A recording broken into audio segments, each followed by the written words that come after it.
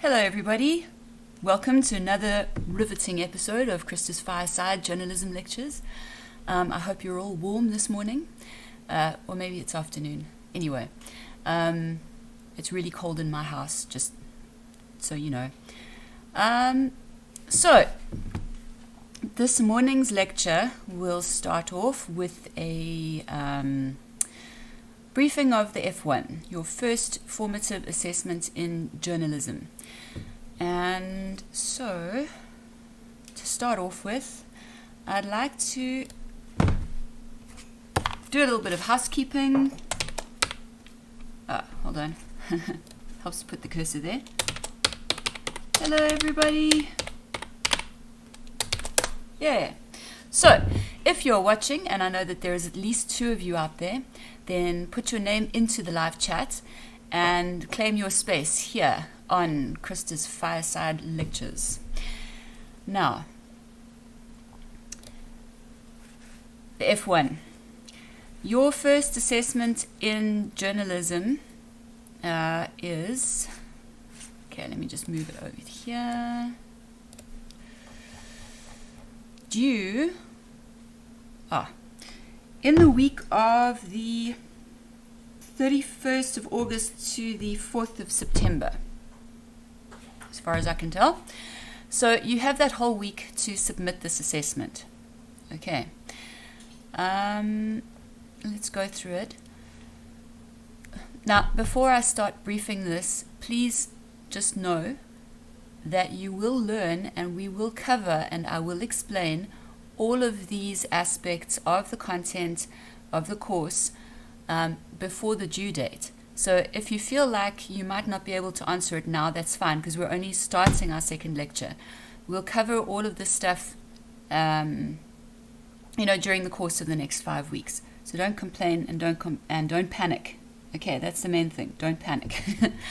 And also just remember that if you do test yourself in your first journalism assessment and you bomb out, there is always the SUP, okay, to improve your mark, and there is also the summative and the summative SUP. So don't panic if you expect to get 80% for your first assessment. You do, maybe you don't, but don't beat yourself up about it, because this is how we get better. We test ourselves and then we improve ourselves. Okay, so firstly, question 1. For 20 marks, you need to carefully read A and B. So this here is A, and this here is B. Okay, they're both, not current, obviously, because they come from April and June, but they are both real articles, and you'll see the full URL. Okay, and then answer these questions. Number 1, carefully examine the 2 stories and name the media platforms that they were published on or extracted from. Okay? For 2 marks. Simple, basic. Just name the media platforms that they came from. Number 2, pick one of the above articles.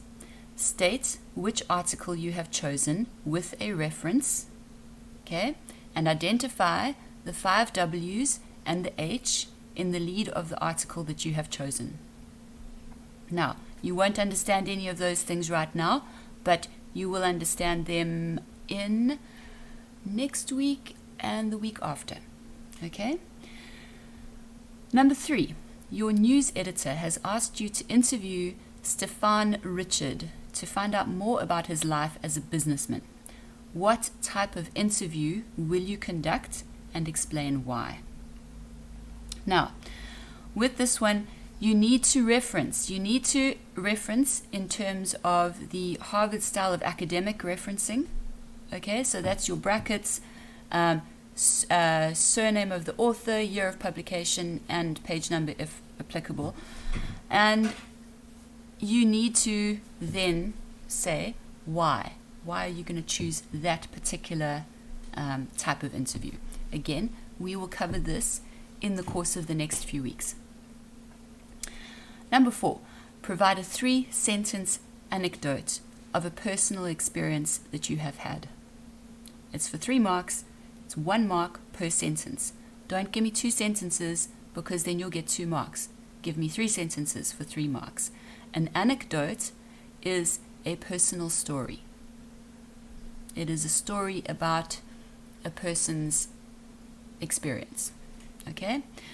And if I'm asking you for a 3-sentence anecdote, that means you have to set it up in the first sentence, explain the action in the second sentence, and conclude it in the third sentence. It's really basic, really simple, but it also means that you have to think carefully about, firstly, what experience you're going to describe, and secondly, what words you're going to use in each sentence to make it work as effectively as you can. Okay, so it's a space limit thing. It's, we're testing to see how you can use words, put them in a sentence effectively so that each word has a purpose and a function. Question 2 for 20 marks. You have witnessed an accident, and as a journalist, you conducted interviews with 2 other witnesses and the attending medics and police services, and you have written down the following information from your interviews.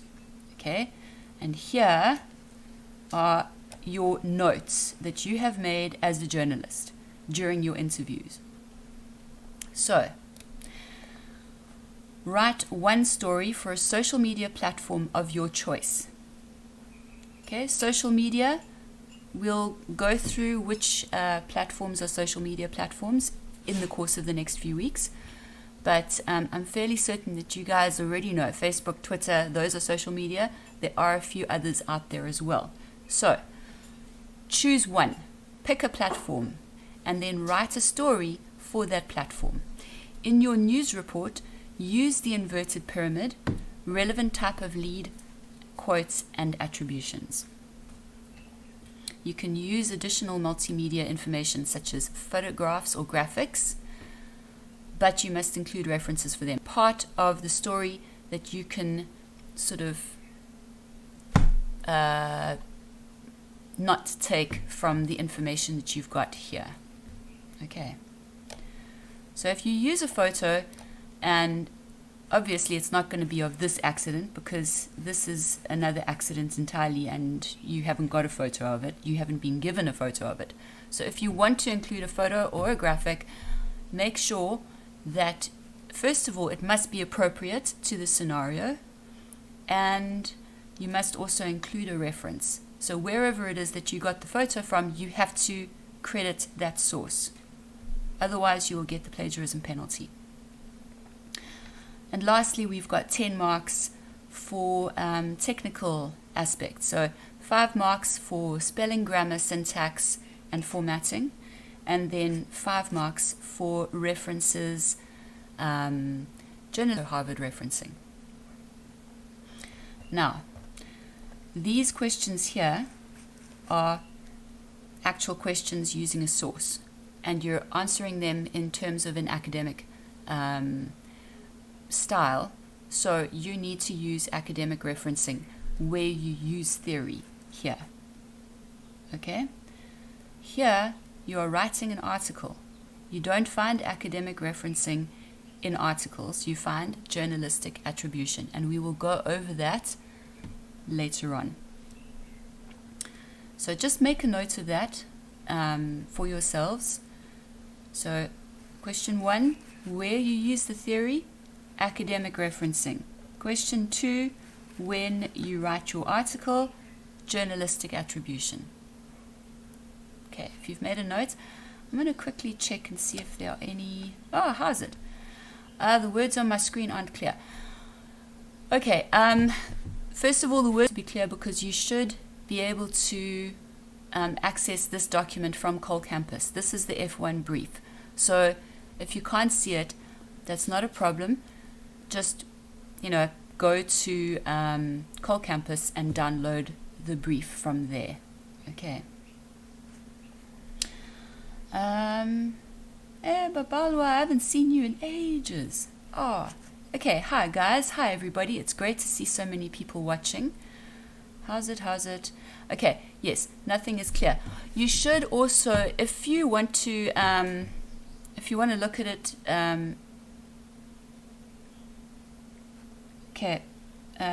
I don't know what I'm supposed to repeat, but if you want to see clearly, then you should take, because right now I'm live streaming, and I think the default is 144p, whatever that is. But if you want to actually see this, then you can change it to a higher resolution, so like 360 whatever, or 480 or something like that. And you'll see that at the bottom corner of your screen, the little cog thing.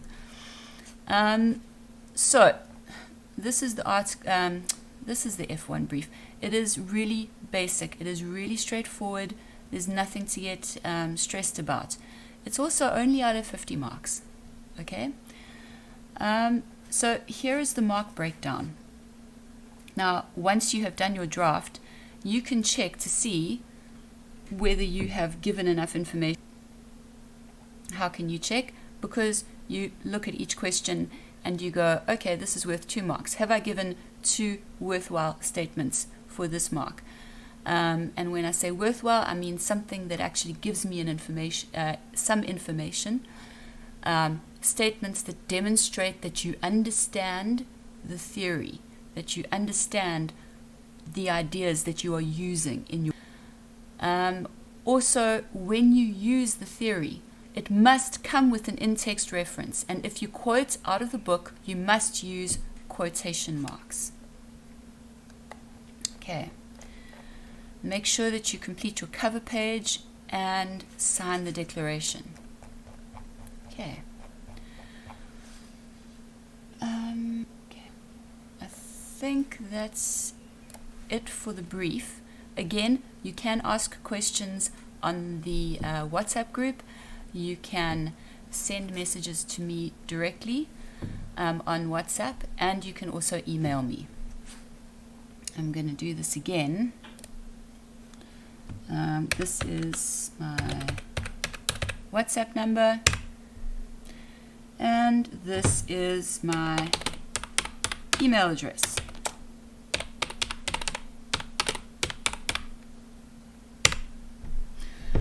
If you don't have it, now you do. Okay. So, now that we've finished looking at that, yeah, this is a little bit awful, isn't it? You can go to 480 and it might improve it. But again, you don't necessarily have to read it off the screen, because you do need to actually do this for yourself. Download the brief. Go to Cole Campus, download the brief. And see what's there. Okay, let's do this quickly.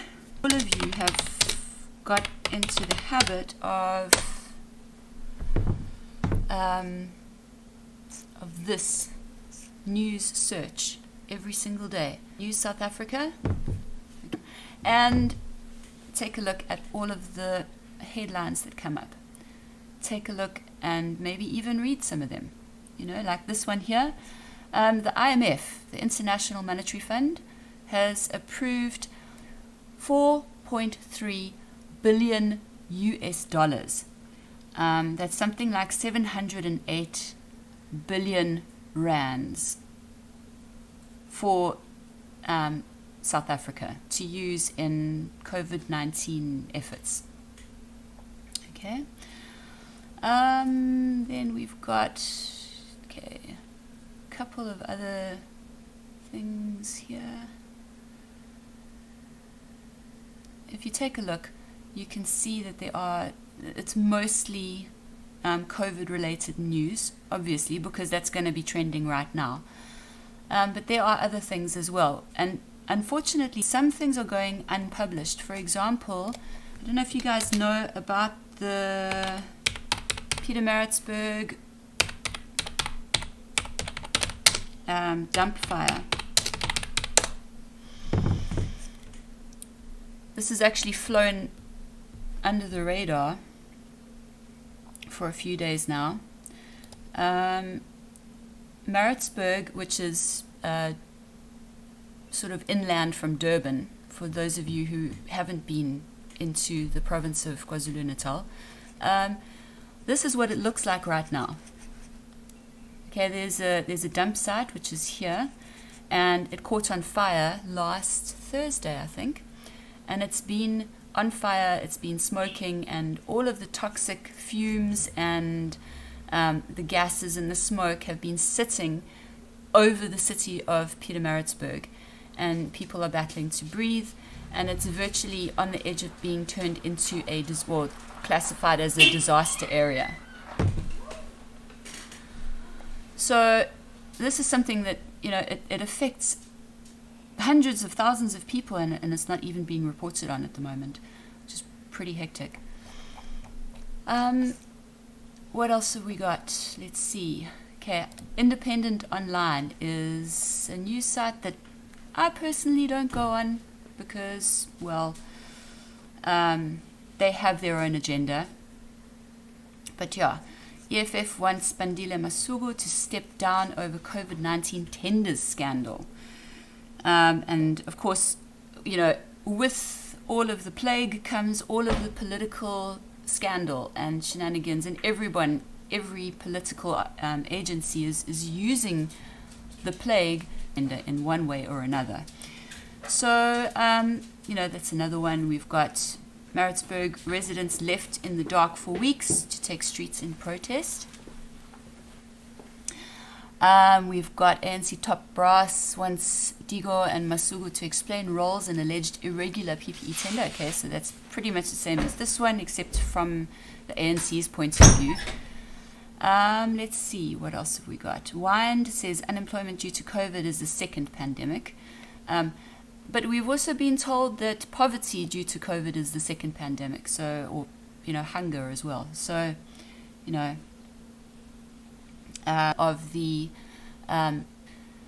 we've got dogs stabbed during alleged something interesting here, because it relates to what will be, and that is ethics. Today's topic in journalism is ethics, and you have to note this alleged domestic dispute.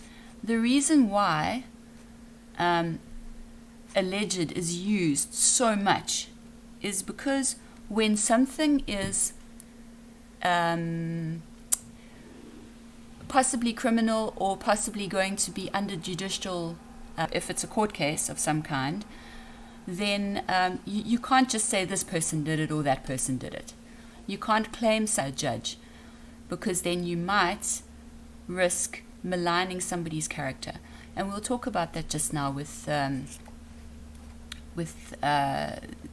ethics discussion that we're going to have. I'm really hoping that you guys have done the reading, because